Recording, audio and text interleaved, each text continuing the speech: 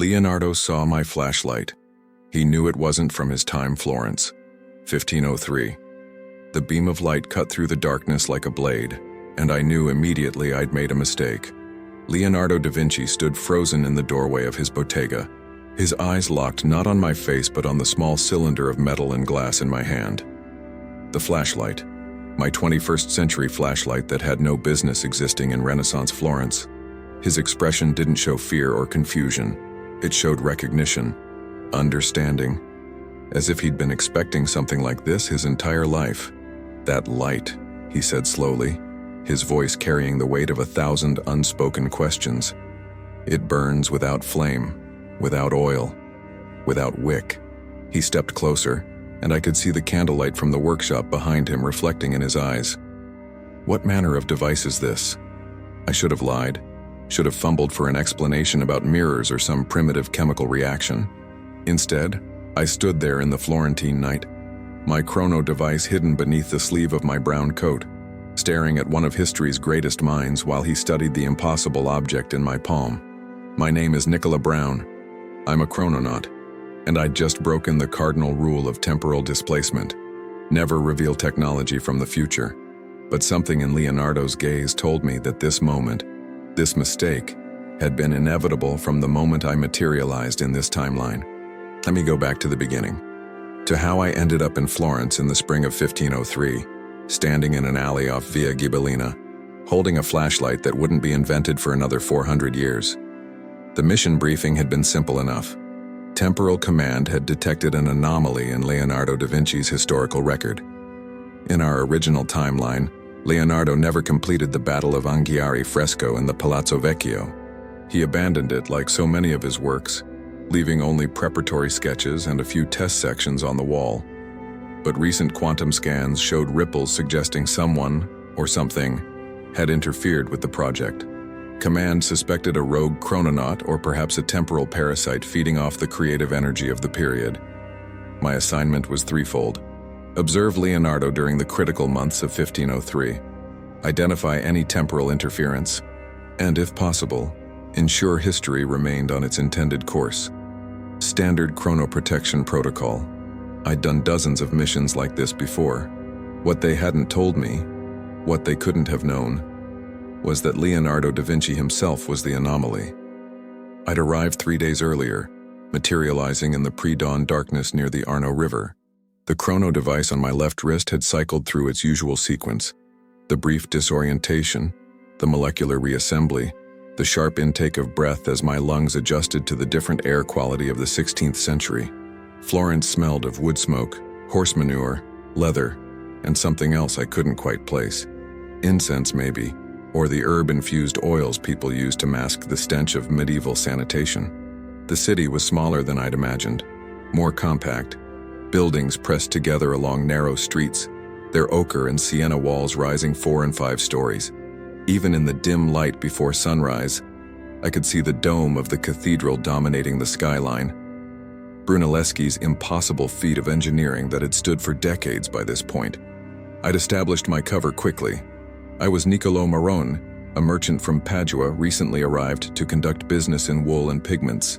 The chronofiber clothing I wore, period appropriate down to the stitching, helped sell the illusion.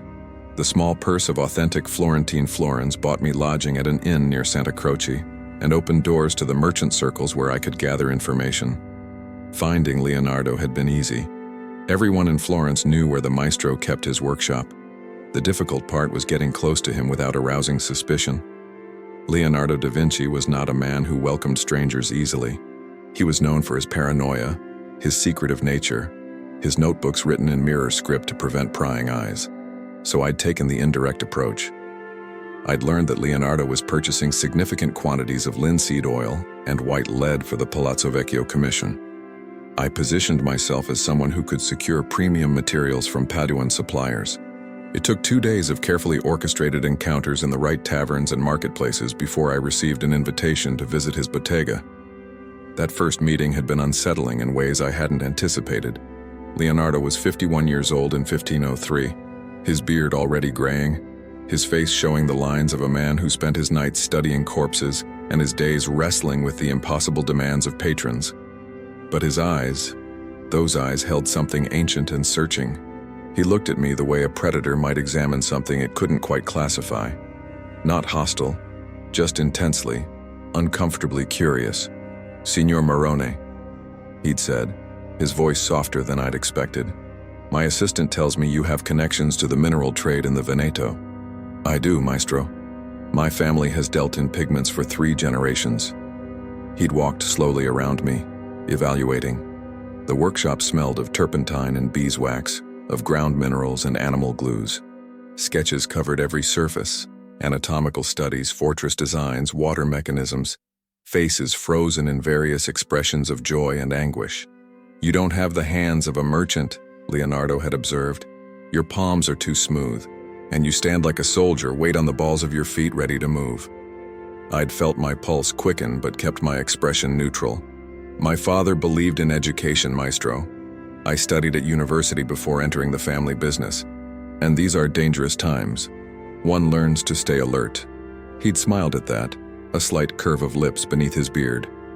"Indeed, these are very dangerous times." He'd paused, still studying me. "Tell me, Signor Morone, what do you think of Michelangelo's David?" The statue had been unveiled the year before, installed in front of the Palazzo della Signoria. Everyone in Florence had an opinion about it. "It's technically masterful," I'd said carefully, "but cold. All that marble perfection, and yet I see no soul in it. Just stone pretending to be flesh." Leonardo's expression had shifted to something approaching approval. "Yes, precisely. Michelangelo sees the human body as architecture. Stone is his natural medium. He doesn't understand that flesh is fundamentally different. Flesh moves, breathes, lives and dies and rots. To capture humanity, one must understand its mortality." We'd talked for an hour that first day, ostensibly about pigments and commissions, but the conversation kept drifting toward philosophy, toward art theory, toward Leonardo's observations about the nature of light and shadow. I'd found myself genuinely engaged, forgetting for stretches that I was on a mission. The man was magnetic. His mind moved like quicksilver, jumping from mathematics to anatomy to military engineering without pause. Before I left, he'd asked me to return the following evening. He wanted to show me something, he said. Something that might interest a man of learning. That should have been my first warning. The next evening, I'd arrived at his bottega just after sunset. The workshop was quieter than before, most of the assistants gone for the day. Leonardo greeted me at the door, that same searching look in his eyes. "Come," he'd said. "I want to show you my collection of natural curiosities." He'd led me to a back room, windowless and lit only by candles. The walls were lined with shelves holding specimens in jars, preserved organs, malformed fetuses, unusual plant growths. On a central table lay what appeared to be a partially dissected human arm, the muscles exposed and held back with pins. "The church forbids this work, of course," Leonardo had said casually. "They believe the dead should rest undisturbed. But how can we paint the human form if we don't understand its machinery? How can we depict the soul if we don't comprehend the vessel that contains it?" I'd studied the dissection, genuinely impressed by the detail. The muscles were labeled in his mirror script, notes about fiber direction and attachment points filling the margins. "This is extraordinary work, maestro. Thank you, but that's not what I wanted to show you." He'd moved to a chest in the corner, producing a key from somewhere in his robes. "Tell me, Signor Morone, or should I say Signor Brown, how long did you think you could fool me?" My blood had run cold. My hand had moved instinctively toward the concealed dagger at my belt. Leonardo had raised his hands in a gesture of peace. "Please. I mean no harm. I merely want to understand. You arrived in Florence 3 days ago, appearing on the banks of the Arno in the hour before dawn. You speak perfect Tuscan, yet your accent occasionally carries inflections I cannot place.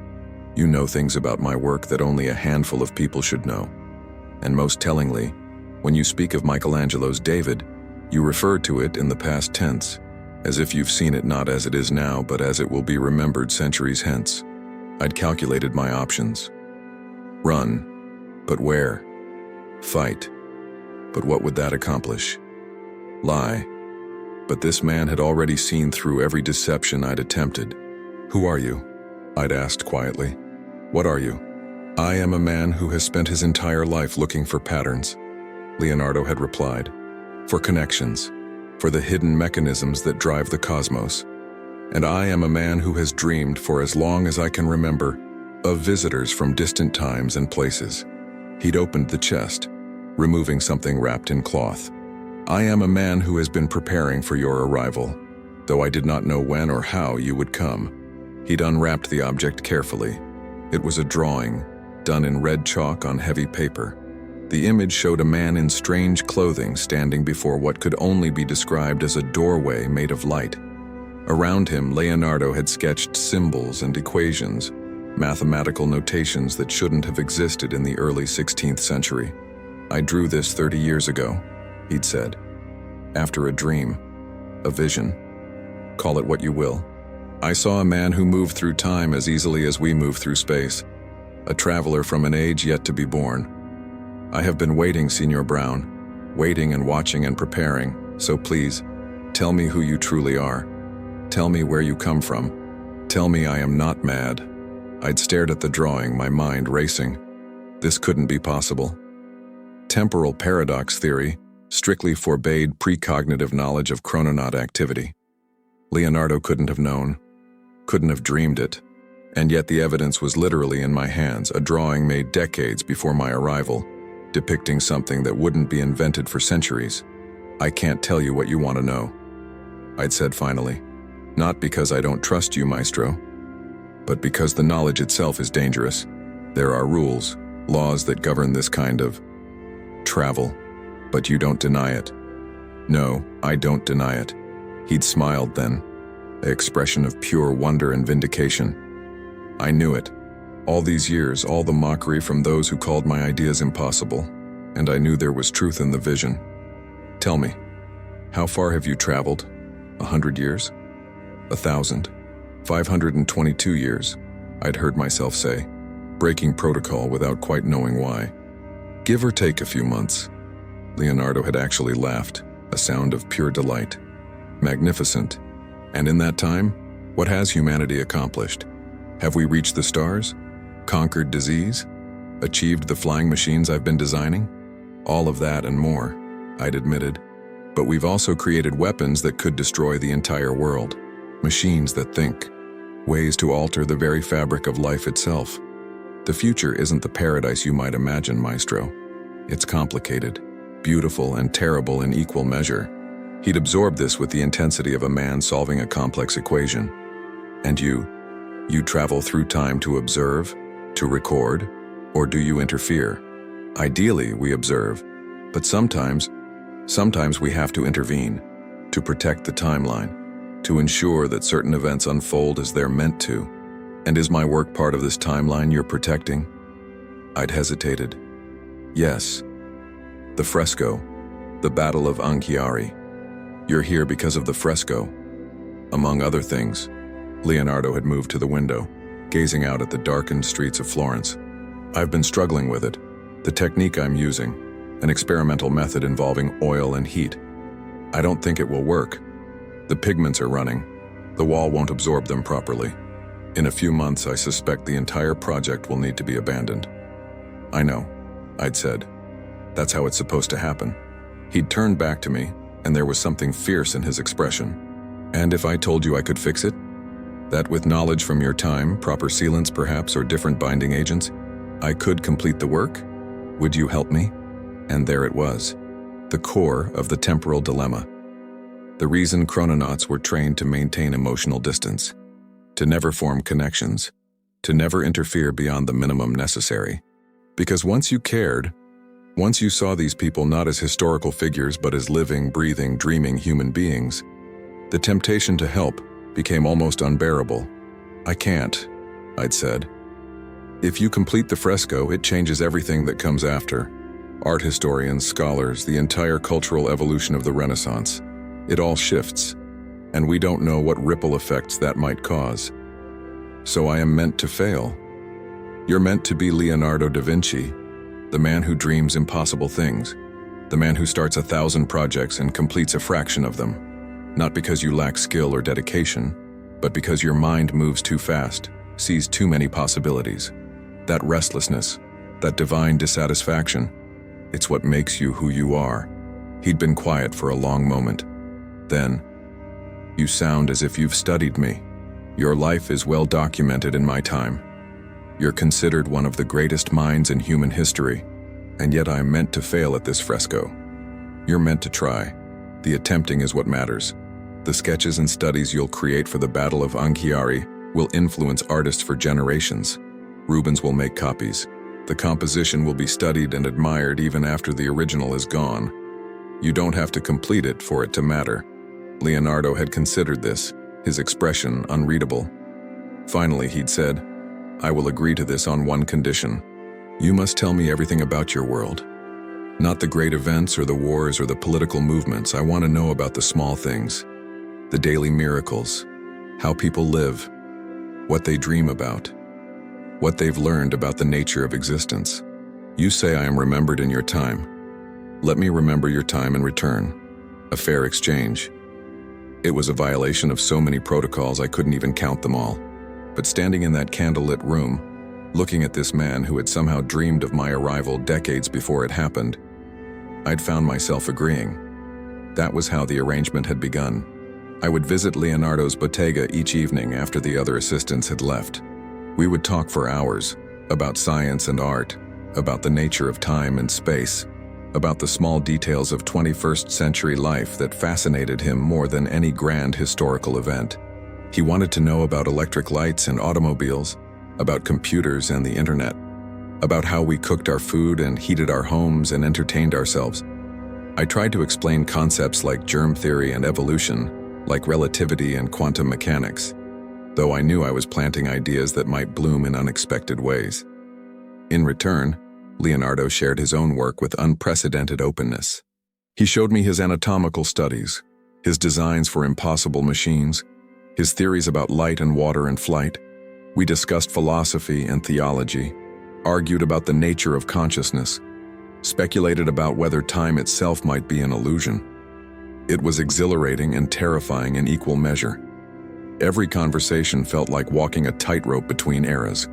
I was careful never to give him specific formulas or technological blueprints, but the abstract concepts alone were dangerous enough. What would a mind like Leonardo's do with even a vague understanding of quantum physics or genetic engineering? And yet, I couldn't stop. There was something intoxicating about being truly seen, truly understood. In my own time, I was just another chrononaut, another field agent doing his job. But here, with Leonardo, I was a bridge between worlds, a messenger from the future, someone who mattered in ways both profound and dangerous. 3 weeks into my mission, I met Carlotta Rossi.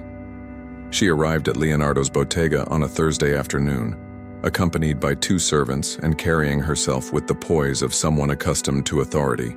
She was perhaps 27 or 28, with dark hair bound up in elaborate braids, intelligent brown eyes, and the kind of face that made you look twice. Not classically beautiful in the Renaissance sense, but striking, memorable. Leonardo greeted her with genuine warmth. "Signora Rossi, I was beginning to think you'd forgotten our appointment." "Never, Maestro. But these meetings grow more difficult to arrange. My husband grows suspicious when I leave the house too frequently." She glanced at me, curiosity evident. "You have a visitor. This is Nikola Morone, a merchant and a man of learning. Signor Morone, may I present Carlotta Rossi, whose father is one of the silk merchants' guild masters, and whose mind is sharper than most of the philosophers at the university." I bowed, noting the slight emphasis Leonardo had placed on whose father rather than whose husband. An interesting choice. "The maestro exaggerates," Carlotta said, though her smile suggested she knew he didn't. "I merely have the privilege of education that most women are denied, and the curse of curiosity that makes me use it. Signora Rossi comes to study my anatomical drawings," Leonardo explained.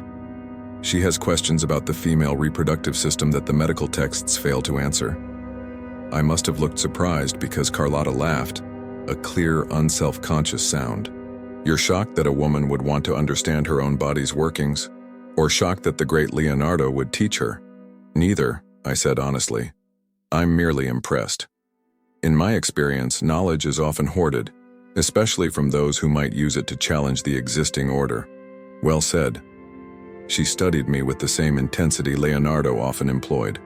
Are you a scholar, Signor Morone? You don't quite speak like a merchant. I read when I can. Learn what interests me, which is everything if the maestro's assessment of you is accurate. She turned to Leonardo. May we proceed? I have perhaps 2 hours before I must return home. Leonardo had nodded, and I'd taken that as my cue to leave.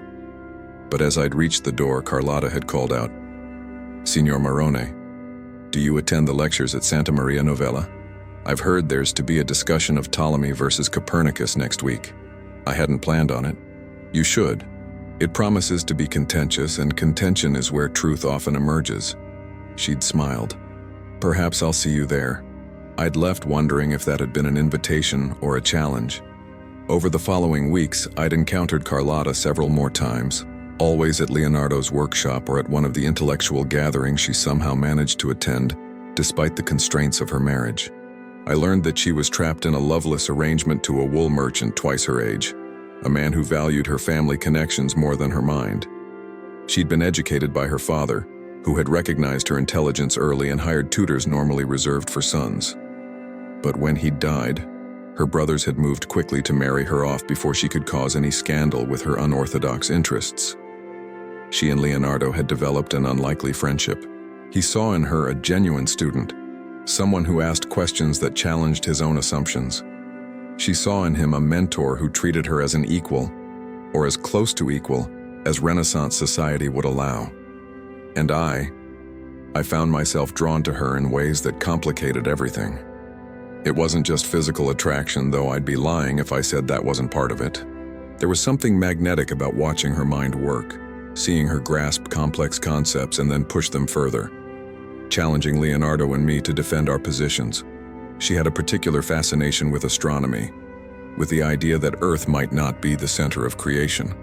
In an age where such thoughts could bring charges of heresy, her willingness to entertain them was either courageous or reckless. If we're not the center, she'd said during one evening discussion, then what are we? Just another rock circling the sun, lost in an infinite cosmos? Does that frighten you? I'd asked. It thrills me. The thought that there might be other worlds, other peoples, other possibilities. How can that be anything but magnificent? She'd looked at me directly. You understand, don't you, Signor Morone? You have that same look the maestro sometimes gets, as if you're seeing beyond what's in front of you to what might be. Perhaps we all see what we wish to see, I'd deflected. Or perhaps some of us see more clearly than others.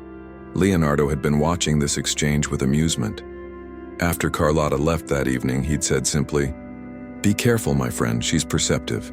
And if she suspects you're hiding something extraordinary, she won't rest until she uncovers it. I'm always careful.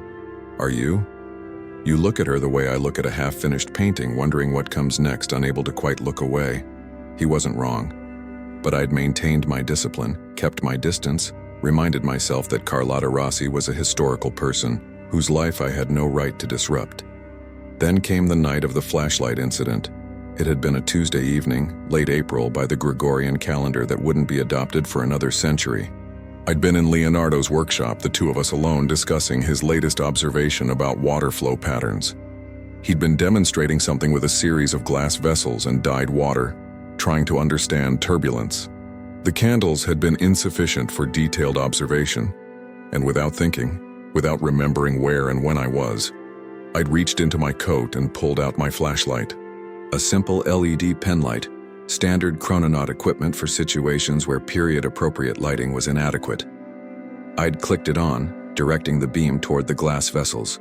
The effect had been immediate. The bright, clear white light had illuminated the water patterns perfectly. It had also illuminated Leonardo's face, which had gone from concentration to absolute amazement in the space of a heartbeat. I'd fumbled for the switch, turning it off, but the damage was done. Leonardo had seen it. Not just seen it, understood it on some fundamental level, which brought me back to that moment.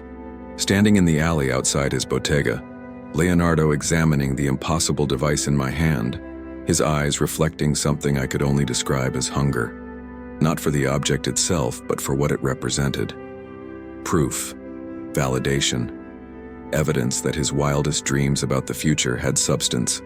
"Please," he said quietly, "let me see it again. Let me understand how it works."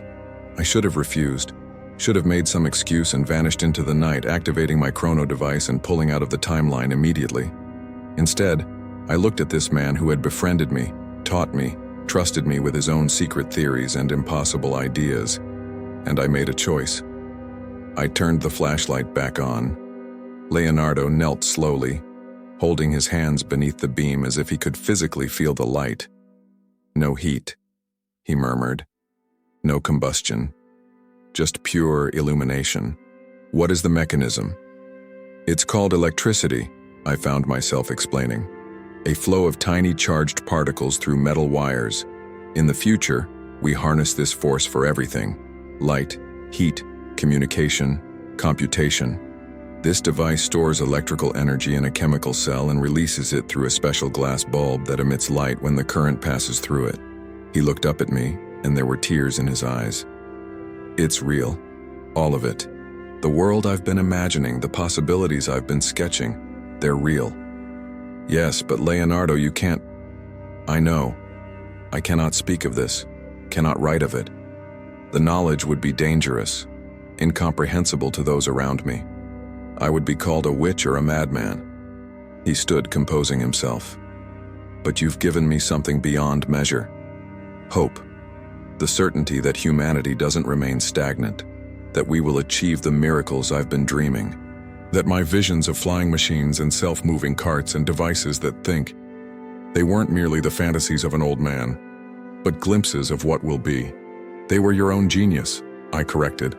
"Your ability to extrapolate from first principles to see patterns and possibilities.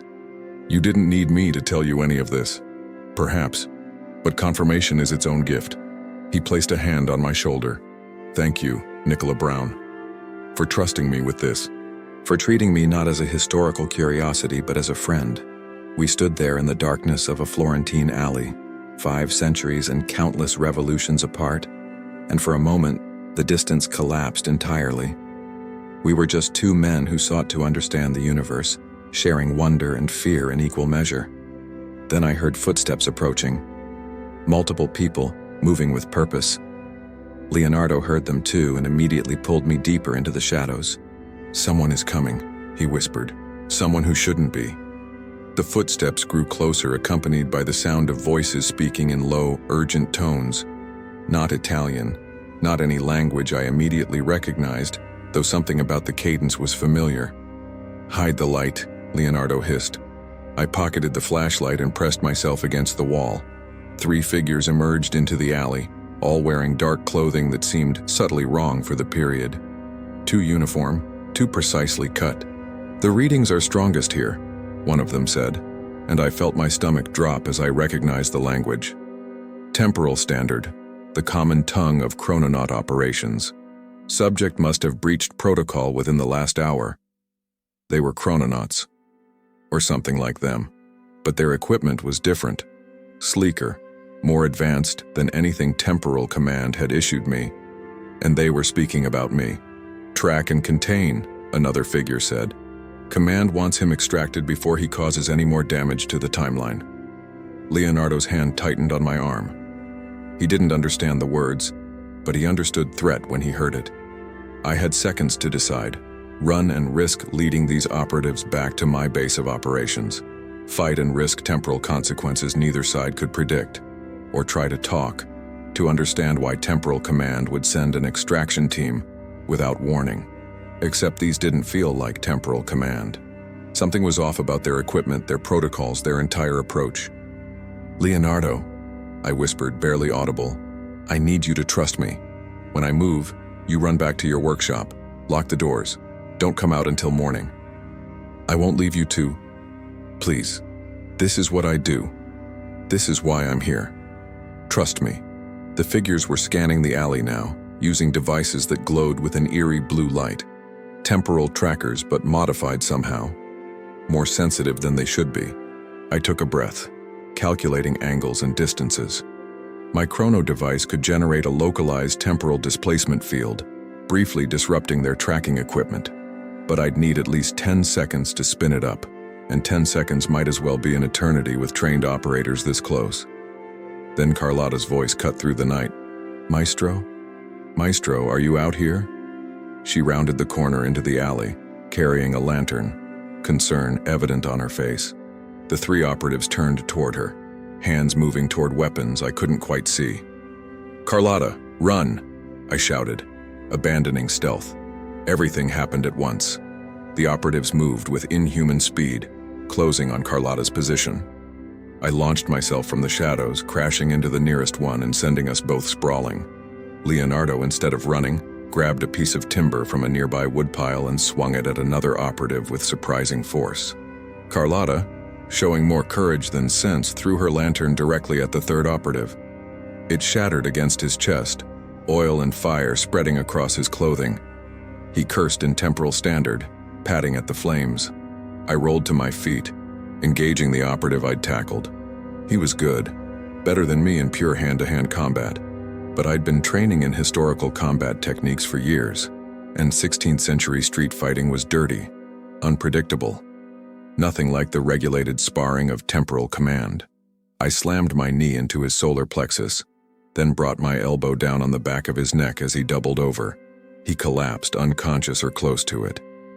The burning operative had managed to extinguish the flames and was advancing on Carlotta. She backed away, reaching for anything she could use as a weapon. Her hand closed on a loose cobblestone. Leonardo swung his timber again, forcing the second operative back. The man, if he was a man, pulled something from his belt. A weapon. Chrono-based, I realized with horror. A temporal disruptor that could age a target decades in seconds or regress them to infancy. "No!" I activated my chrono device, not for escape, but for offense. The temporal field erupted outward, a pulse of chronometric energy that disrupted the delicate calibration of their equipment. Their devices sparked and sputtered, including the disruptor, which the operative dropped as it began smoking. But the pulse also affected my own device. I felt it stutter, the familiar hum becoming erratic. Not good. Not good at all. Carlotta had thrown her cobblestone, catching the burning operative in the temple. He went down hard. The remaining operative assessed the situation, 2 of his team down, his equipment malfunctioning, facing 3 opponents in hostile territory. He made the smart choice and ran, disappearing into the labyrinthine streets of Florence. Silence fell over the alley, broken only by our heavy breathing and the crackle of dying flames on the operative's clothing. "What?" Carlotta said slowly, her voice remarkably steady given the circumstances. "In God's holy name was that?" Leonardo was staring at the 2 unconscious operatives, then at me, his mind clearly working through implications faster than I could formulate explanations. "We need to move," I said. "Now, more might be coming." "Nikola," Leonardo started. "Not here, somewhere safe, somewhere we can talk without being overheard or tracked." "My studio," Carlotta said suddenly. "My husband is in Siena for the week. The servants are loyal to me, we can speak freely there." I wanted to argue to minimize the circle of people involved in this disaster, but I was out of options and out of time. My chrono device was damaged. These operatives clearly had capabilities beyond standard temporal command equipment. And I'd just involved 2 Renaissance civilians in a conflict they couldn't possibly understand. "Lead the way," I said. We moved through the dark streets quickly, Leonardo and I supporting each other while Carlotta led us through routes she obviously knew well. Behind us, I could hear sounds of pursuit, voices calling out, the clatter of boots on stone. Whatever organization these operatives represented, they had backup. Carlotta's home was a modest palazzo near Santo Spirito, its facade elegant but not ostentatious. She used a side entrance, avoiding the main doors, and quickly ushered us into a ground-floor studio. Tapestries covered the windows and she lit only a single candle. "I paint here," she explained, gesturing at the easels and supplies arranged around the room. "My husband tolerates it as a harmless diversion. He doesn't know that Leonardo has been teaching me technique and composition for the past year." Leonardo moved to a chair, sitting heavily. He looked older suddenly, the adrenaline of the fight giving way to exhaustion, but his eyes remained sharp, alert, measuring. "Now," he said, Now you will tell us everything, Nikola Brown. No more evasions. No more half-truths. What are you truly doing in Florence? Who were those men? And why did they want to capture you? I looked at Leonardo's expectant face, at Carlotta's fierce determination to understand. I thought about my mission briefing, my protocols, my training. All of it seemed distant, irrelevant compared to the immediate reality of two people who had risked their lives for me without hesitation. So I told them everything. I explained temporal displacement theory in terms they could grasp. I described the chronoverse as a web of interconnected timelines, each action rippling outward in waves of cause and effect. I told them about the temporal wars, conflicts fought across centuries for control of pivotal historical moments. I explained that my organization, Temporal Command, worked to maintain the integrity of what we called the prime timeline, the historical flow that led to our particular version of the future. And I told them that I didn't know who those operatives were, but their equipment suggested a rival faction. Time smugglers, perhaps, or rogue chrononauts who had broken from command. Or, worst possibility, agents from an alternate future, trying to alter the past to ensure their timeline became dominant. Carlotta absorbed all of this with remarkable composure. So, we are not unique, she said finally. Our timeline, our lives. We're just one possibility among infinite others. Not infinite, I corrected, but many, yes. And you came here to observe Leonardo's work, to ensure he fails at the Anghiari fresco, to maintain your version of history. Her voice held an edge I couldn't quite identify. To maintain the version that leads to the world I know, the world that survives long enough to develop temporal technology. Other timelines. I struggled to find words. Other timelines might lead nowhere. Dead ends. Futures where humanity destroys itself or never advances beyond medieval technology, or evolves in directions we can't predict. So you're protecting us, Leonardo said slowly. Shepherding us along a specific path. How is that different from the tyranny of princes and popes who claim to know God's will? It's not, I admitted. Not fundamentally. We make choices with incomplete information and hope we're choosing wisely. We try not to interfere, but interference is sometimes necessary. It's an impossible position morally, but the alternative, allowing anyone to change anything, creating a chaos of competing timelines, that seems worse. Carlotta moved to the window, pulling aside a tapestry to look out at the dark street. Those men, the ones who attacked us. What will they do now? Regroup, report to whoever sent them, and likely try again, with better preparation. I checked my chrono device, wincing at the damage readout. I need to repair this and get back to my own time. The longer I stay, the more danger I put you both in. No, Carlotta said flatly, turning from the window. You don't get to tell us these impossible truths and then vanish. We deserve more than that. Carlotta, I am trapped, she said, her voice rising. Trapped in a marriage I did not choose, in a life that stifles everything I am. You speak of timelines and possibilities and infinite futures, but for me there is only one future. Growing old in a house I hate, bearing children for a man who sees me as property, dying without ever knowing what I might have become. And you want to abandon us to protect your precious timeline? The pain in her words cut deeper than any weapon. I saw Leonardo nod slowly, understanding her anger, even if he didn't entirely share it. I would take you with me if I could, I said quietly. Both of you. Show you the future, let you see what humanity becomes. But the temporal displacement would kill you. Human bodies aren't designed to handle chronometric stress without extensive conditioning and genetic modification. The trip alone would age you 50 years in as many seconds. Then we're prisoners of our own time, Carlotta said bitterly. We're all prisoners of time, I countered. You think people in my era are free? We've solved disease and hunger, yes. We can travel to other worlds, manipulate matter at the molecular level, live for centuries if we choose. But we're still bound by cause and effect, still trapped by the consequences of every action. We've just expanded the cage, not escaped it. Leonardo stood, moving to stand between Carlotta and me. Perhaps we're approaching this incorrectly. Nikola, you say you came to observe, to protect the timeline. But maybe the timeline needs to be protected not from interference, but from those who would prevent necessary change. He gestured toward the street where we'd fought the operatives. They wanted to capture you, to stop you from doing something. What if whatever you're doing here is exactly what's supposed to happen? That's circular reasoning, Maestro.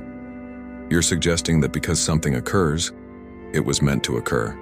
No, I'm suggesting that you stop thinking of history as a fixed path and start seeing it as a living thing that adapts and grows. Yes, I will fail at the Anghiari fresco. But perhaps I was always meant to meet a time traveler who would show me that my failures don't diminish my worth. Perhaps Carlotta was meant to learn that the cage she perceives is not as solid as she believes. Perhaps this moment, this conversation, this friendship, perhaps this is the event your timeline requires.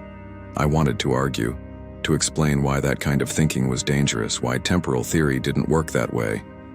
But looking at the two of them, at Leonardo's earnest conviction and Carlotta's desperate hope, I found I couldn't crush the possibility he was offering. Even if that were true, I said slowly, those operatives won't stop. They'll be back, probably with reinforcements. And my chrono device is damaged. I can't leave, but I also can't fight them indefinitely. Then we fight together, Carlotta said. You said they're from another time, another faction. They don't know Florence like we do. They don't have allies here. We do. You're talking about involving more people, more witnesses. I'm talking about survival, she countered, and about making a choice to participate in my own story rather than being a passive observer. Leonardo was nodding. She's right. If these adversaries of yours want you captured or eliminated, they won't be subtle about it forever. Better to act from a position of strength, using every advantage we have. I realized they were serious. Two Renaissance civilians, armed with nothing but intelligence and determination, ready to engage in a temporal conflict they barely understood. It was ridiculous, dangerous, completely against every protocol I'd ever been taught. It was also probably our only chance. All right, I said, but we do this carefully, strategically. No heroics, no unnecessary risks. I need to repair my chrono device first, which means I need specific materials. Copper wire, high-grade quartz crystal, certain acids and metals that might be difficult to source in this time period. Leonardo's eyes lit up. I know an alchemist. Well, he calls himself a physician, but his real work is much more interesting. He might have what you need. And I can move through the city without suspicion, Carlotta added. A merchant's wife visiting her husband's business associates, shopping in the markets. I can gather information, watch for these operatives, serve as messenger between you. We spent the next hour planning. Leonardo drew maps of Florence from memory, marking places where we could meet safely, routes through the city that avoided main thoroughfares. Carlotta provided details about the social networks we could leverage, which merchants might be sympathetic, which neighborhoods asked fewer questions, which officials could be bribed or distracted. It was strange, this collaboration between centuries.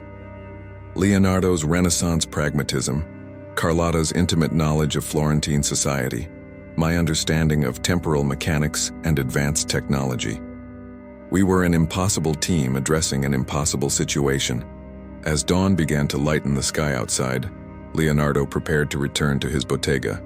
I'll contact my alchemist friend, make inquiries about the materials you need. But Nikola, those men we fought, what happens to them when they wake? They'll report back, regroup, adjust their approach, but they won't have the advantage of surprise anymore. We know they're here, know what they're capable of. That counts for something. Does it? Carlotta asked quietly. Truly, they have weapons from the future, knowledge we can't match. What do we have except determination and Leonardo's mad genius? You have something they don't, I said. You have context. This is your time, your city, your world. They're the intruders here, not you. And intruders, no matter how advanced, are vulnerable in ways they don't always recognize. Leonardo smiled at that. The rabbit doesn't need to be stronger than the fox. It only needs to know its warren better. After he left, Carlotta and I remained in the studio. The silence between us felt weighted, full of things unsaid. You care for him, she observed. Genuinely. This isn't just about protecting a historical figure. No, it's not. I moved to the window, looking out at the awakening city. Florence in the early morning light was heartbreakingly beautiful. Terracotta roofs, narrow streets, the Arno glinting silver in the distance. He's brilliant and kind and curious and flawed. He's a person, not a symbol. And yes, I care about him. The way you care about me. I turned to find her watching me with that direct gaze that seemed to see through every defense. That's different, I said carefully. How? Because with Leonardo, the boundaries are clearer. He's my friend, my teacher in some ways, someone I admire. But you? I struggled for words. With you, the lines blur. I find myself thinking about things I have no right to think about, wanting things that can't happen. She crossed the distance between us, stopping close enough that I could see the flecks of amber in her brown eyes. What things? Carlotta, tell me. After everything we've been through tonight, after learning that reality itself is more fluid than I ever imagined, tell me what you want. I want to take you away from here, I admitted. Away from your loveless marriage and the constraints of your society. I want to show you libraries that hold the knowledge of 10,000 years. I want to take you to universities where women teach and lead and discover. I want you to see Earth from orbit, blue and white and impossibly beautiful. I stopped, recognizing the futility. I want things that are impossible. She reached up, touching my face. Her hand was warm, calloused slightly from her painting work. Perhaps impossible is just another word for not yet. You can't come with me. The displacement would kill you. I know. You've explained that. But there are different kinds of journeys, different kinds of freedom. You've already changed my world, Nikola. You've shown me that my cage isn't the only reality. That somewhere, somewhen, women are valued for their minds. That knowledge isn't forbidden fruit, but shared treasure. You can't take me to your future, but you've brought your future to me. That gift, that's worth more than you know. I should have stepped back, maintained professional distance, remembered that she was married, that she was a historical person whose life I had no right to complicate.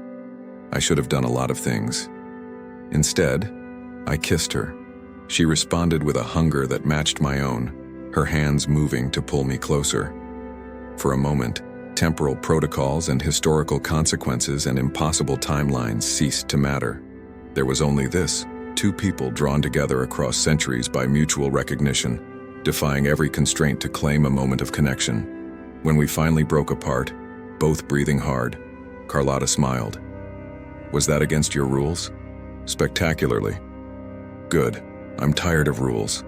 We stood there, foreheads touching, as the full light of morning filled the studio. Outside, Florence was waking. Merchants opening their shops, servants drawing water, the first bells calling the faithful to prayer. Life continuing as it always had, unaware that the fabric of time itself had just been torn a little wider. What happens now? Carlotta asked. Now we finish this. We repair my chrono device, we deal with these rogue operatives, and we make sure the timeline stays intact. Or intact enough. And after that, I go back to my own time, and you continue your life here. We can't change that. She pulled back slightly, studying my face. Can't? Or won't? Both. The temporal mechanics alone. Stop hiding behind temporal mechanics, she interrupted. I understand the practical limitations, but what I'm asking is whether you'll choose to remember this. Remember me, or will you file it away as another mission, another historical encounter to be documented and forgotten? I could never forget you, I said, and meant it. You're unprecedented, Carlotta, in any time period. Then that will have to be enough. She turned away, composing herself. We should establish a schedule for communication. I can visit Leonardo's bottega twice a week without arousing suspicion. More than that, and my husband's associates will notice. Agreed, and Carlotta, thank you for trusting me, for fighting beside me, I couldn't quite finish the sentence, for reminding you that history isn't made of facts and dates, but of people who love and fight and choose courage over safety. She smiled, sad and knowing. You're welcome. The next 3 weeks were a blur of covert activity and constant vigilance. Leonardo's alchemist friend provided most of the materials I needed. though I had to improvise solutions for several components that simply didn't exist in the 16th century. I converted gold leaf into a kind of conductive trace, ground and refined quartz into crude semiconductors, built a makeshift battery using copper, zinc, and acidic fruit juice. The work was painstaking, requiring hours of precision while constantly watching for signs of the rogue operatives. They were out there. I caught glimpses occasionally, figures that moved wrong, wore clothing that didn't quite fit the period, but they'd become more cautious after our initial encounter, likely waiting for reinforcements or developing a better strategy. Leonardo helped where he could. His understanding of metallurgy and chemistry surprisingly advanced. He asked countless questions about the temporal mechanics involved, absorbing explanations of quantum entanglement and relativistic effects with the same enthusiasm he brought to any new subject.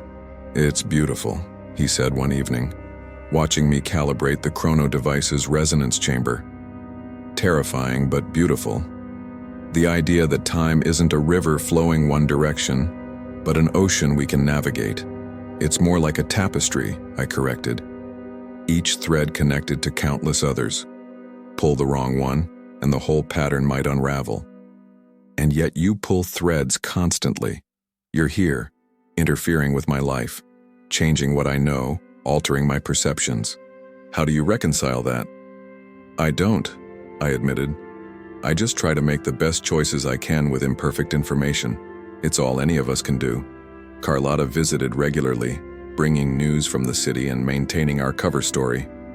She'd told her husband she was commissioning a portrait from Leonardo, a plausible excuse that explained her frequent visits to his bottega. In truth, she spent most of her time helping us coordinate our defensive preparations. She'd also been gathering information about the rogue operatives through her social connections. Apparently, several foreign merchants had arrived in Florence recently, asking unusual questions about the local intelligentsia, offering gold for information about Leonardo's activities. They were being careful, but not careful enough. Florence was a city that ran on information and gossip. Strangers with money and interest in specific people got noticed.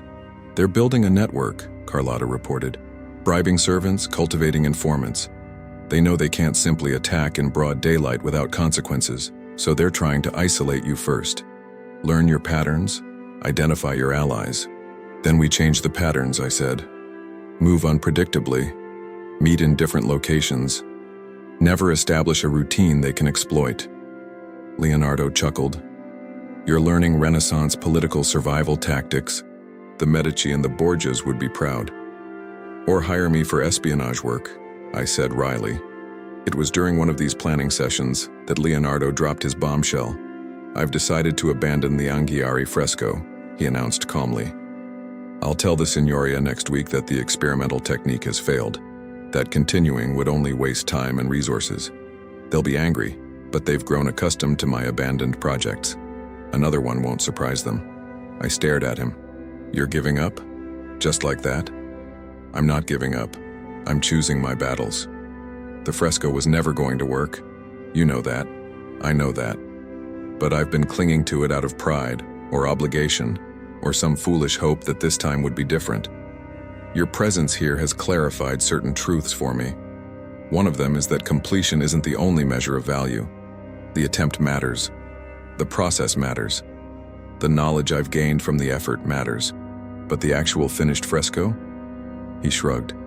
"Let it go." "The timeline," I started. "The timeline remains intact," he interrupted. "I fail at the project, exactly as your history records. But I choose to fail on my terms, with understanding rather than frustration. That's the gift you've given me, Nikola. Not knowledge of the future, but perspective on my own present." I wanted to argue that his motivations mattered, that conscious choice versus unconscious failure might still constitute a change. But looking at his calm expression, his genuine peace with the decision, I couldn't bring myself to burden him with more temporal anxiety. "Thank you," I said instead, "for being wise enough to teach me, even while I was supposed to be here to observe you." "We teach each other," he replied. "Isn't that how all the best relationships work?" The attack came 3 days later, during the evening aperitivo when the city's citizens gathered in taverns and piazzas to drink and socialize. I'd been at Leonardo's bottega, the two of us reviewing his anatomical drawings while discussing the nature of consciousness. Carlotta was supposed to meet us there, but she was late. When the door burst open, it wasn't Carlotta who entered. 6 operatives, fully equipped this time, moved with military precision. They weren't trying to be subtle anymore. They wanted capture, not observation. Nikola Brown, the lead operative, said in temporal standard, "Surrender yourself in the civilian. We have authorization to use terminal force if necessary." Leonardo didn't speak their language, but he understood threat. He moved subtly toward the back room where we'd prepared emergency supplies, including several of his experimental incendiary devices, chemistry projects that had failed as illumination sources but succeeded spectacularly at creating smoke and fire. "Who authorized you?" I asked, stalling. "What faction do you represent?" "The Directorate. We're here to correct your interference and restore the proper timeline." "The Directorate?" I'd heard rumors about them. Temporal fundamentalists who believed the timeline should never be altered under any circumstances, not even for preservation purposes. They viewed temporal command as too lenient, too willing to make situational compromises. Their solution was absolute non-interference, enforced through whatever means necessary. "I haven't interfered," I said. "I've been observing, exactly according to protocol. You've befriended the subject, shared future knowledge, engaged in an unauthorized romantic relationship with a historical person, created technology that doesn't belong in this period. The list of violations is extensive." He gestured to his team. "Take him." Leonardo threw the first incendiary. It exploded in a gout of chemical flame, forcing the operatives to scatter. I activated my partially repaired chrono device, generating a localized temporal field that slowed everything within a 3-meter radius. The operatives caught in it began moving as if through honey, their actions sluggish and distorted. But the effect drained my device's limited power rapidly. I had seconds, maybe less. "Go!" I shouted at Leonardo. "The back exit. Get Carlotta and disappear." "I'm not leaving." "Go, that's an order from someone who loves you too much to watch you die." Something in my voice convinced him. He ran for the back room as I engaged the nearest operative in hand-to-hand combat. The man was good, well-trained in multiple eras of combat techniques, but I was fighting for something he couldn't understand. Not just mission success, but the lives of people I'd come to love. I could hear more of them coming through the front entrance. Too many.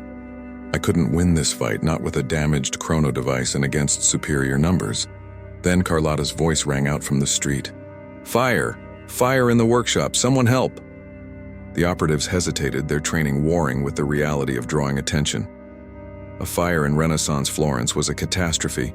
The close-packed wooden buildings could spread flames through entire neighborhoods in minutes. Already I could hear voices responding, people running toward Leonardo's bottega. The lead operative cursed and signaled retreat. They couldn't risk a public confrontation, not with witnesses gathering. His team pulled back, melting into the shadows as Florentine citizens arrived with buckets and blankets. I stumbled into the back room, finding Leonardo already dousing the small fires from his incendiaries. The damage was minimal, controlled. Carlotta appeared through the back entrance, breathing hard. "I saw them converging on the bottega," she gasped. "Had to create a distraction. Are you hurt?" "Bruised, but functional." I checked my chrono device. The display was flickering, power reserves at critical levels. "But we can't stay here. They'll regroup and return with different tactics." "Where can we go?" Leonardo asked, his face smudged with soot. "They seem to have resources that exceed any authority in Florence." "Then we don't hide in Florence." I looked at both of them, the desperate plan forming even as I spoke. "Leonardo, you mentioned once you had a villa in the countryside. Somewhere remote where you go to think?" "Near Vinci, yes, my family's old property. It's modest but isolated." "Can we reach it tonight?" "On horseback by dawn." Carlotta was already thinking practically. "I can arrange horses. Tell my household I'm visiting my sister in Prado. That will buy us several days before anyone questions my absence."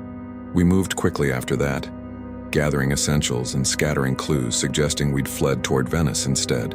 Leonardo had friends who could spread rumors, muddy the trail. By midnight, we were riding through the Tuscan countryside under a waning moon, leaving Florence behind. The villa was exactly as Leonardo had described, a small stone structure amid olive groves, simple but defensible. We spent the next 2 days there, working frantically to complete the repairs on my chrono device while watching for signs of pursuit.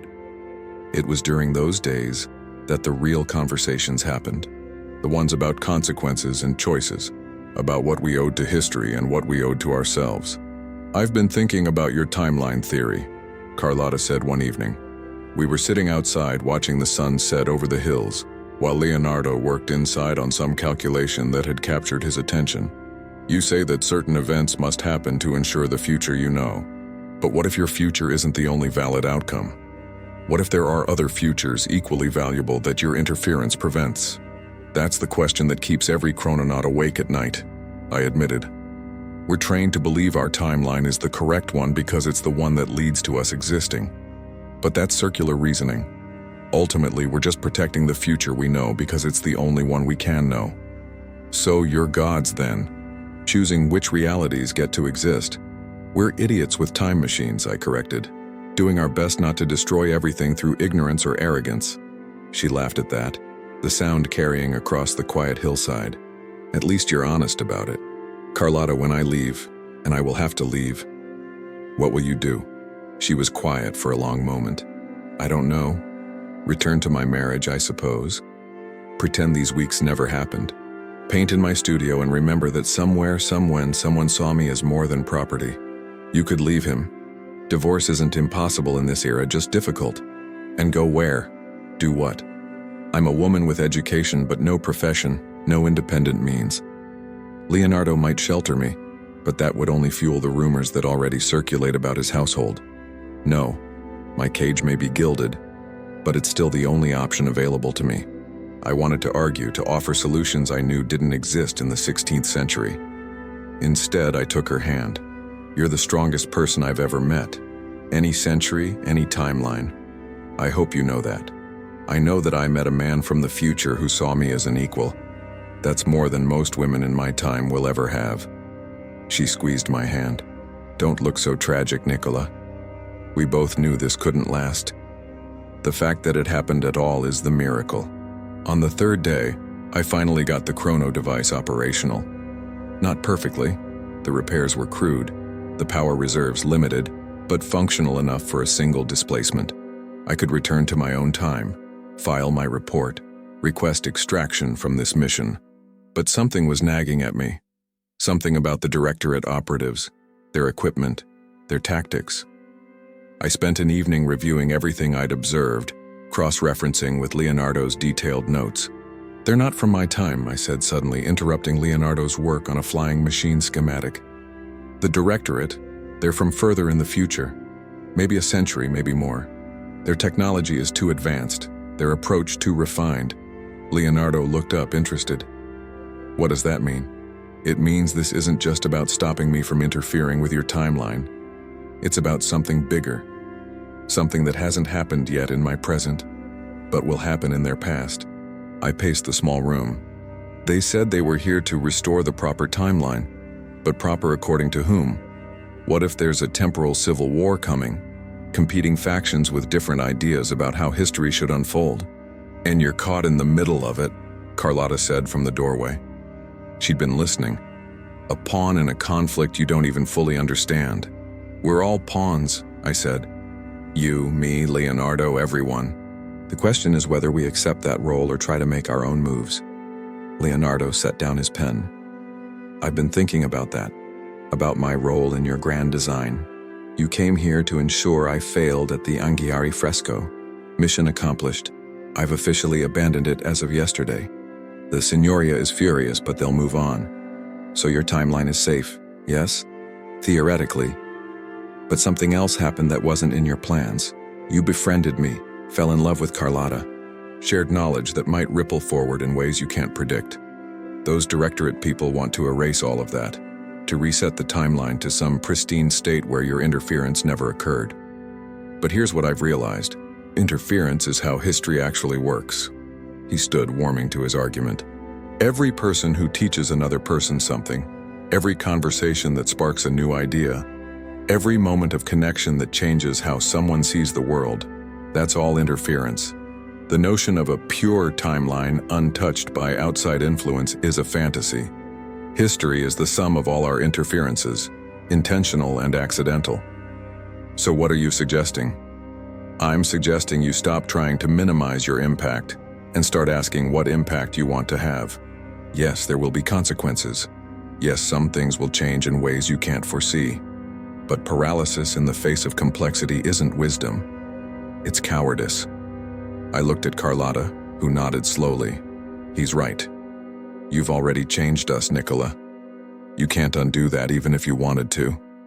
The question isn't whether to interfere, but how to interfere in ways that honor the people you claim to care about. They were both looking at me expectantly. These two Renaissance individuals who had somehow grasped temporal ethics better than most of my colleagues in temporal command. All right, I said. Then here's what we're going to do. Over the next 2 days, we developed what I came to think of as the Leonardo Protocol. It was simple in concept, impossibly complex in execution. First, Leonardo would document everything, not in his usual notebooks, which might be scattered or destroyed, but in a specific manuscript that he would seal and entrust to a family line with instructions that it not be opened for 500 years. In it, he would record not my specific technological knowledge that was still too dangerous, but the philosophical framework, the questions worth asking, the ways of thinking that led to scientific advancement. Think of it as a time capsule, I explained, encrypted in language that will only make sense to people who have already developed the necessary conceptual framework to understand it. To anyone in your time, it will read as mystical poetry or meaningless rambling. But to someone in an age of scientific enlightenment, it will read as a call to keep questioning, keep exploring, Leonardo finished. Not instructions, but inspiration. I like it. Second, Carlotta would continue her studies. Leonardo would teach her everything he knew about art and anatomy, about observation and analysis. She would document her own observations about the social structures that constrained women, creating a primary source that historians in later eras might find valuable. I can't change your situation, I told her honestly, but I can ensure that your voice, your perspective, doesn't die with you. That centuries from now, people will know that women like you existed, intelligent, capable, trapped by circumstance but undefeated by it. She'd cried when I said that, then kissed me fiercely. Thank you for seeing me. That's all I ever wanted, to be seen. Third, and most dangerously, we would lay a trap for the Directorate operatives. I'd repaired the chrono device, yes, but in doing so, I'd also figured out how to use it as a temporal beacon. I could generate a signal that would appear to the Directorate as a massive chronometric anomaly, the kind that couldn't be ignored. They would have to investigate to try to contain it, and when they did, I would be ready. This is dangerous, Leonardo observed. You're essentially declaring war on an organization from the future. They declared war on us the moment they tried to capture me, I countered. I'm just acknowledging the reality. And besides, I'm not trying to win. I'm trying to buy time, create enough chaos and confusion that they'll have to reassess their approach, maybe even pull back to regroup. And then? Then I return to my own time and report everything. Let Temporal Command deal with the Directorate threat. It's above my pay grade. We set the trap on a hilltop overlooking Vinci at sunset when the light was failing and shadows grew long. I activated the chrono device, amplifying its temporal signature until it blazed like a bonfire across the chronometric spectrum. Then we waited. They came an hour after dark. 7 of them this time, moving in tactical formation. But we'd prepared the ground, literally. Leonardo's knowledge of military engineering had helped us create a series of hidden pitfalls and snares, medieval traps enhanced with my future knowledge of pressure points and leverage. The first operative triggered a concealed net that swept him off his feet, hoisting him 6 meters into the air. The second fell into a pit lined with blunted stakes, not deadly, but immobilizing.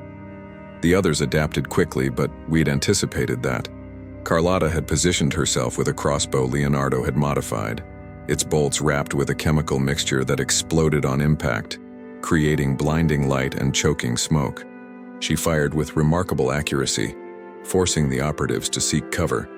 Leonardo himself had prepared several of his experimental devices, a wind-powered noisemaker that created disorienting sounds, a system of mirrors that reflected and amplified the moonlight into concentrated beams, even a crude smoke bomb that released chemicals designed to induce temporary disorientation, and I was in the center of it all, chrono device blazing, my own combat training fully engaged.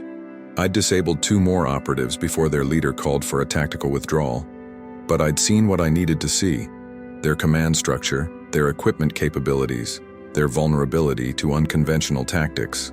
More importantly, I'd recorded everything using the chrono device's data logging function, evidence that temporal command would need. As the operatives retreated, I felt the chrono device's power reserves hit critical levels. Time to go, one way or another. Leonardo and Carlotta joined me at the hilltop summit. Below, the lights of Vinci twinkled in the darkness. Beyond, Florence glowed on the horizon. "This is goodbye, isn't it?" Carlotta said quietly. "Yes. Will we remember us?" Leonardo asked. "In your history books, in your timeline, will there be any record of these weeks?" "I don't know," I admitted. Temporal mechanics suggests that small changes often get smoothed out, absorbed into the general flow of history. You'll be remembered for your art, your inventions, your notebooks. Whether anyone knows about the time traveler you befriended? I shrugged. Does it matter? It matters to us, Carlotta said fiercely. It matters that this happened. That we weren't just figures in someone else's story, but people who made choices and took risks and lived fully, even for a brief time. Then yes, I said, it will matter. I'll make sure it matters. I'll file a report that documents everything, not just the mission parameters, but the people, the real humans behind the historical names. Maybe it will make a difference in how we approach these missions going forward. Maybe it won't. But your story will be told at least once to someone who cares. Leonardo pulled something from his robes, a small sketch, done in his characteristic red chalk. It showed 3 figures on a hilltop at sunset, faces turned toward each other, surrounded by stars that seemed to bridge the gap between earth and sky. For your report, he said, so they'll know we were real. I took the sketch carefully, tucking it into my coat. Thank you. For everything. For friendship and wisdom and the courage to question everything. That's what we do, he replied. Question everything. Including whether the future you return to is as fixed as you believe. Carlotta embraced me then, holding on as if she could physically prevent my departure. Be safe, Nikola Brown, in whatever time you land in. And remember, you gave me more than knowledge.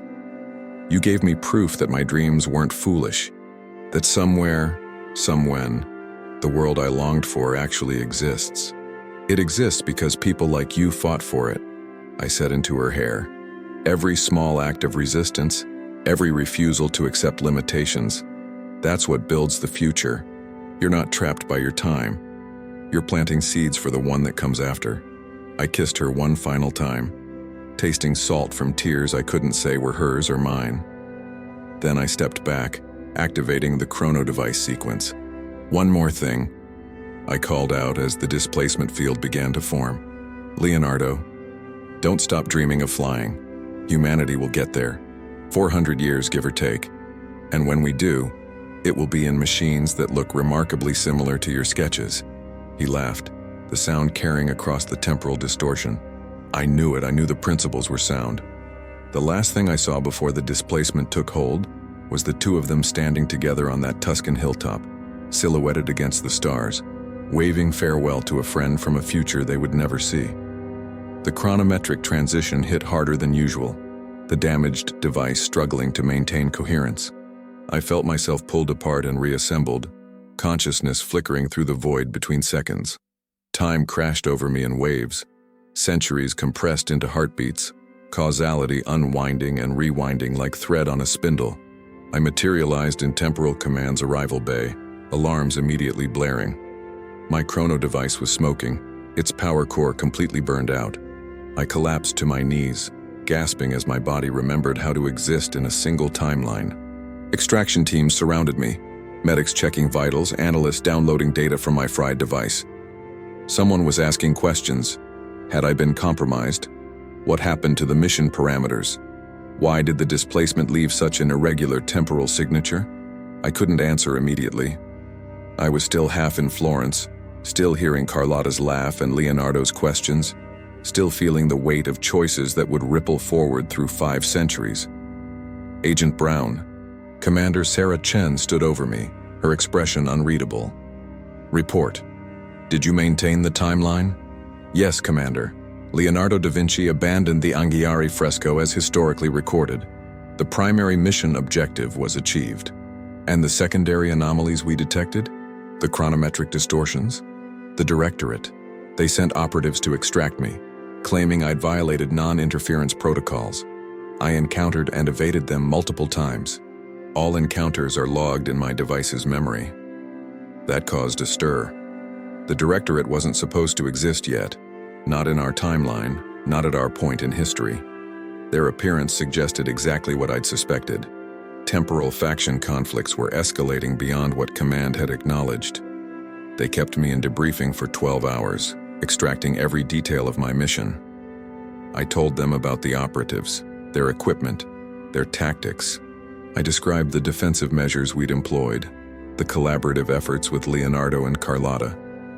What I didn't tell them, not yet, not in any official capacity, was the depth of connection I'd formed, the love I'd felt and reciprocated, the philosophical conversations that had changed how I understood my own work. Those details I kept close, protected. They were mine, and Leonardo's and Carlotta's, not data points for Command's analysis. Finally, they released me to medical for treatment and rest. I lay in the recovery bay, staring at the ceiling of my quarters, feeling displaced in a different way than temporal transition usually caused. This was my time, my home, but it felt alien now, sterile, disconnected from the raw humanity I'd experienced in Renaissance Florence. I pulled out Leonardo's sketch from my coat, miraculously intact despite the rough displacement. 3 figures on a hill reaching across time itself. I studied it until exhaustion finally pulled me into dreamless sleep. 2 days later, Command summoned me again. This time, it was just Commander Chen, her expression grave. The Directorate is real, she said without preamble. We've confirmed it through multiple sources. They're a splinter faction from approximately 70 years in our future. Temporal fundamentalists who believe any interference, including ours, is unacceptable. They've been moving backward through time, trying to prevent temporal command from ever forming. That's paradoxical, I objected. If they prevent us from existing, they eliminate the very conditions that led to their formation. Paradox doesn't concern them. They believe that erasing all temporal interference will collapse competing timelines into a single, pure stream. They're willing to risk their own existence to achieve it. That's insane. Yes, but insanity with access to temporal technology is particularly dangerous. Your report about their capabilities has been invaluable. We're developing countermeasures, updating protocols. But Brown, she hesitated, which was unlike her. There's something else. We analyzed the temporal signature from your mission, the interactions you had with Leonardo and the civilian woman, the knowledge you shared. My stomach tightened.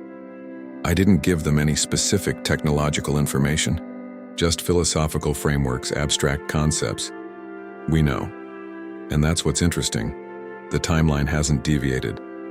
Oh, there are minor variations. Leonardo's manuscripts contain some passages that seem slightly more sophisticated in their questioning, and there's a strange sealed document we've traced to a Florentine woman named Carlotta Rossi that shows remarkable insight into social structures, but nothing that changes the major events, nothing that threatens temporal stability. Then what's the problem? There's no problem. That's what I'm telling you. You formed genuine connections with historical figures. You shared knowledge carefully, thoughtfully, in ways that enriched their lives without destabilizing the timeline.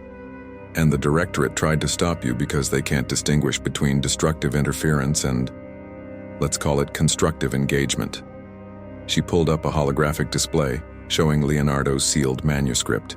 Scholars had opened it in the year 2089, finding what appeared to be mystical poetry about time and space and human potential.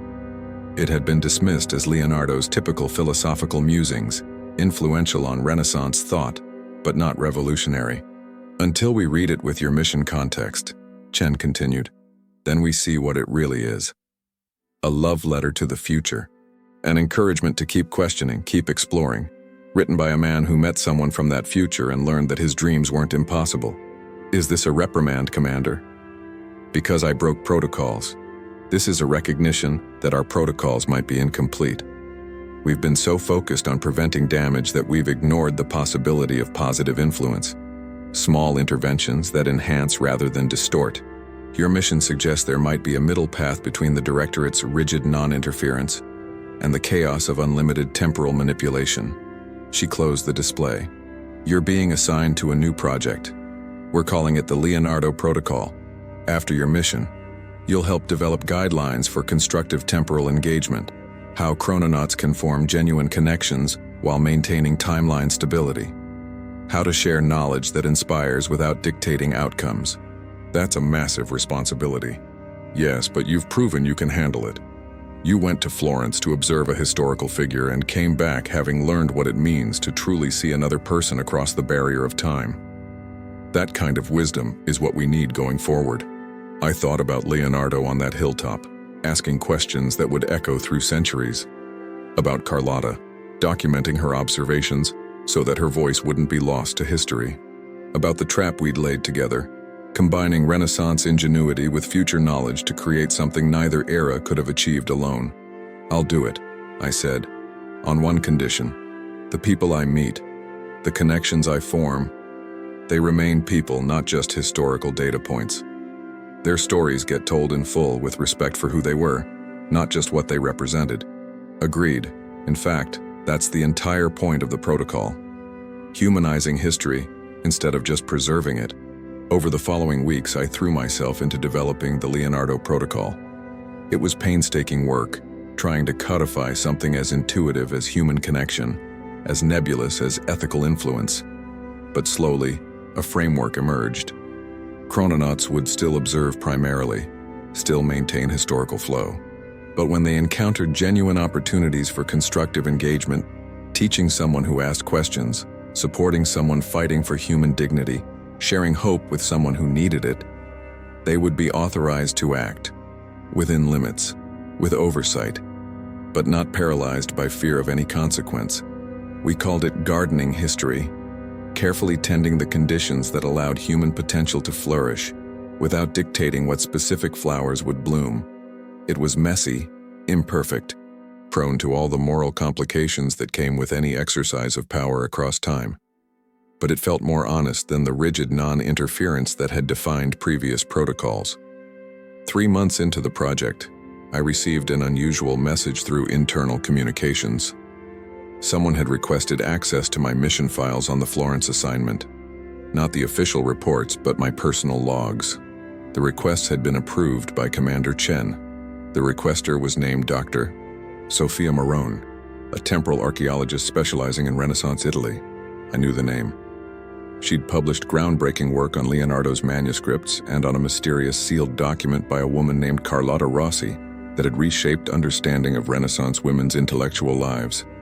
I met her in one of the research facilities, a quiet room surrounded by holographic displays showing various historical periods. She was perhaps 40, with dark hair pulled back and eyes that held the same intense curiosity I'd seen in another face, 5 centuries distant.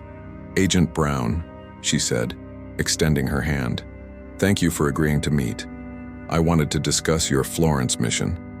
Specifically, your interactions with Leonardo da Vinci and Carlotta Rossi. What about them? I've spent 15 years studying that period, particularly the anomalous documents they left behind. Leonardo's sealed manuscript about time and dreaming.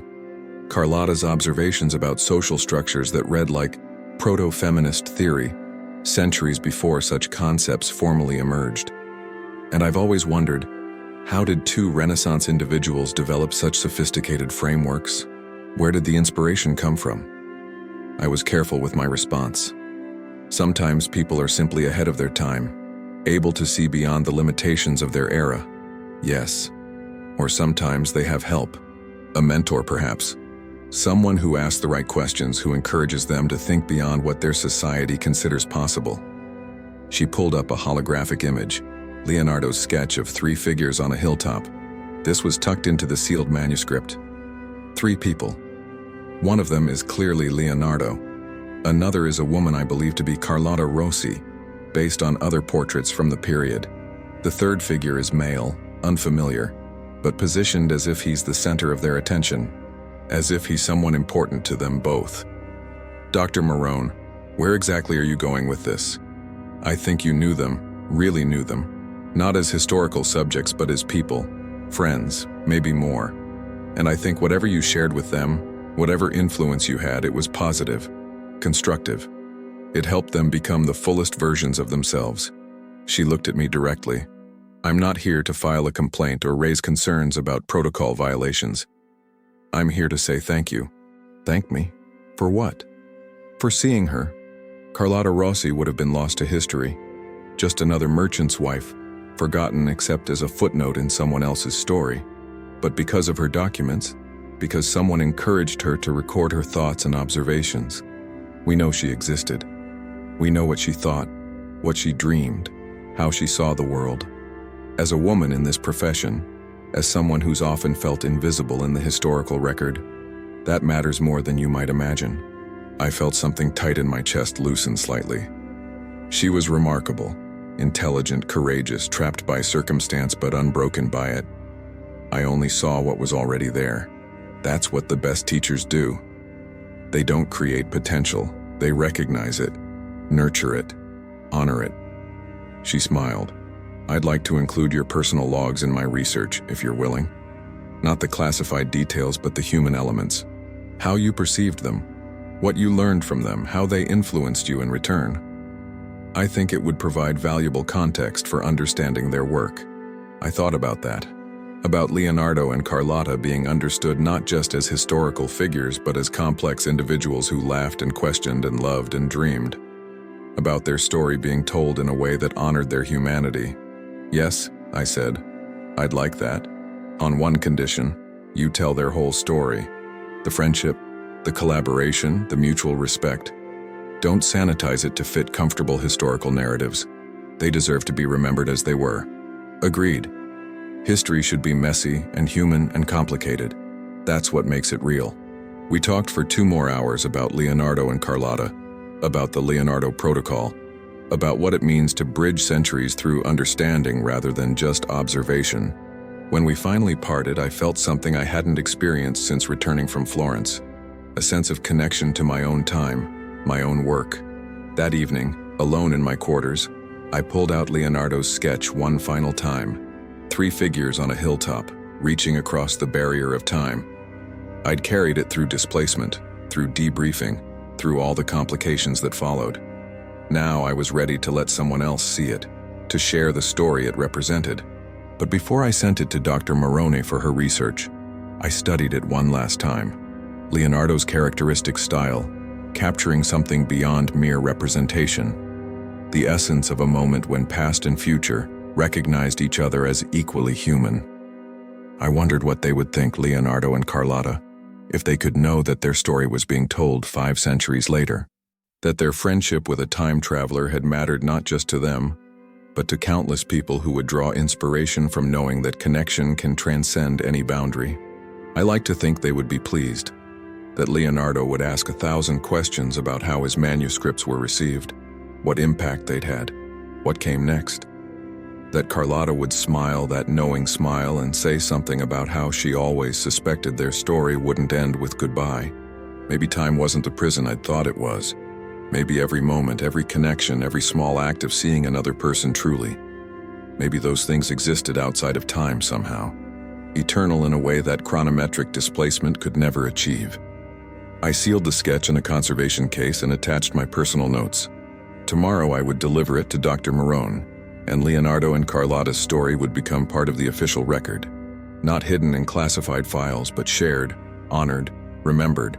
That night I dreamed of Florence, of narrow streets and artists' studios, of the Arno glinting in moonlight, of 2 faces looking up at the stars and seeing not just distant points of light, but evidence of infinite possibility.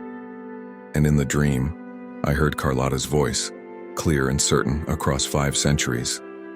We were real, Nikola. We mattered. Don't you dare forget that. I woke with tears on my face and a certainty in my heart. I wouldn't forget. None of us would. That was the gift they'd given me, and the gift I could give in return. The absolute conviction that every person in every time deserves to be seen, to be known, to be remembered as fully human. 3 weeks later, I received another summons from Commander Chen. The Directorate had made another move, she explained, targeting a different Chrononaut on a different mission. They were escalating, becoming bolder in their attempts to eliminate what they saw as temporal contamination. We need someone with experience dealing with them, Chen said. Someone who understands their tactics, but also understands the value of what we're trying to protect. Someone who's proven they can navigate the moral complexities of temporal engagement. She pulled up a mission briefing. The target era was ancient Alexandria, the year 48 BCE. Reports suggested Directorate operatives were attempting to prevent the preservation of certain texts before the Library of Alexandria burned.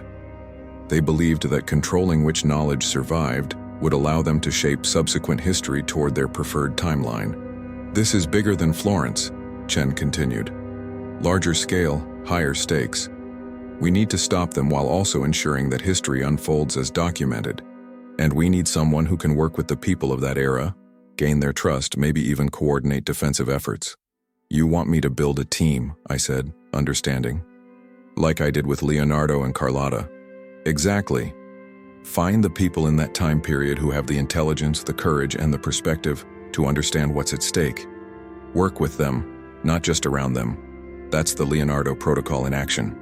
I looked at the mission briefing, feeling equal parts excitement and trepidation. Alexandria in 48 BCE was dangerous, politically unstable, militarily contested, on the brink of the catastrophic fire that would destroy one of humanity's greatest repositories of knowledge. Navigating that while also dealing with Directorate operatives would require everything I'd learned in Florence and more. But I thought about Leonardo, asking questions that echoed through centuries, about Carlotta, refusing to let circumstance define her limits, about the three of us on that hilltop, proving that connection could transcend any barrier. When do I leave? I asked. Commander Chen smiled. As soon as your chrono device is calibrated. And Brown, come back this time. We need people like you. People who understand that history isn't made of dates and events, but of humans making the best choices they can with incomplete information. Sounds like a job description for Chrononaut. It's a job description for being human. We just get to do it across multiple time periods. I left her office feeling something I hadn't felt in months. Purpose. Not just the abstract purpose of preserving timelines, but the concrete purpose of honoring the people who lived within them, of seeing them, truly seeing them, as Leonardo and Carlotta had demanded to be seen. My chrono device was repaired and upgraded, incorporating lessons learned from the Florence mission, new protocols for defensive operations, better power management, enhanced recording capabilities to document not just events but relationships, connections, the human elements that made history more than just a sequence of facts. The night before my departure, I visited Dr. Marone's office one last time. She'd been working with Leonardo's manuscripts, cross-referencing them with Carlotta's documents and my personal logs. The holographic display showed a comprehensive picture of 3 people whose lives had intersected across an impossible divide, creating something neither past nor future could have achieved alone.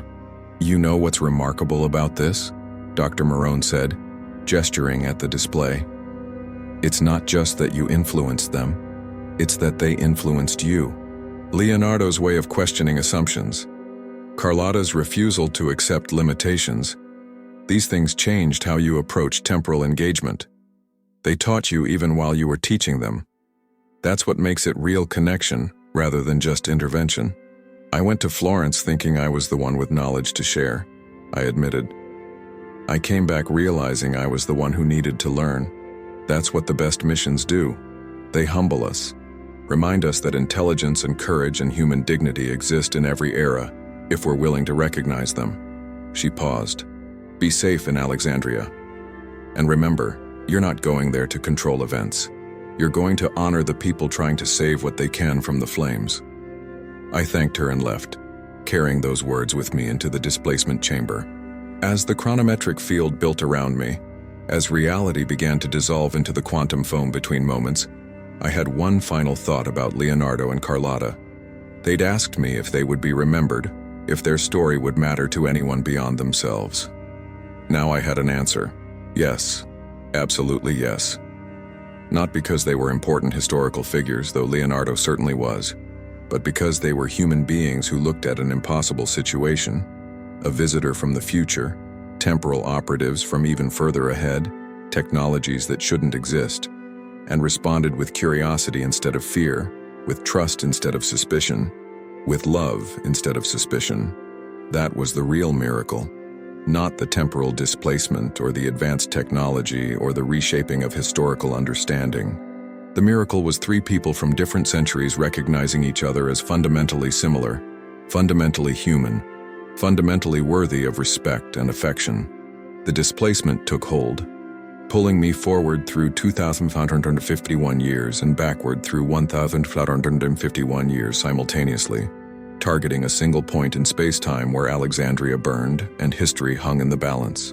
As I vanished from the 21st century headed toward the 1st century BCE, I carried with me Leonardo's sketch, Carlotta's lessons, and the absolute conviction that whatever I found in Alexandria, I would meet it the same way I'd met Florence, with open eyes and open heart and the determination to see the people around me as they truly were.